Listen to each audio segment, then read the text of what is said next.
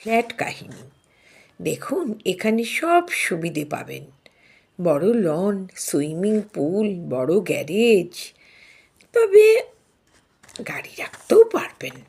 সব সুবিধেই আছে, কোনো অসুবিধা হবে না। মাত্র 2 কোটিতেই হয়ে যাবে। ওই ভদ্রলোক শুনে বলে, না ভাই, আমার তো অত টাকার বাজেট না।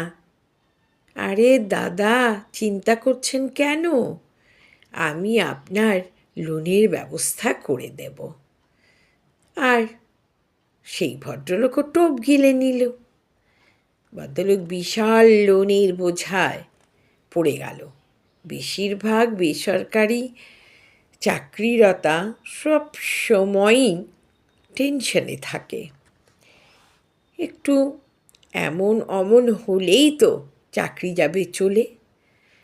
তাদের ফ্যামিলি সুন্দর এক বিশাল বহুল ফ্ল্যাটে বাস করছে ঠিকই, কিন্তু মনে তো শান্তি নেই। কোনো দিন তারা সুইমিং পুলেও নামেনি এবং স্নানও করেনি। সবসময় একটা টেনশন। যদি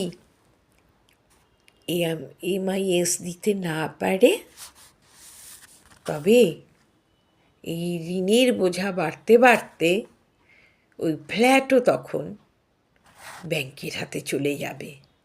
তবে সারা জীবন ঋণের বোঝা টানতে টানতে তাদের সুখ শান্তি সব চলে যায়। একটা আতঙ্কের মধ্যে যেন দিন যাপন করে। তাই সাবধান, ভেবে চিনতে সব সিদ্ধান্ত নেওয়া উচিত।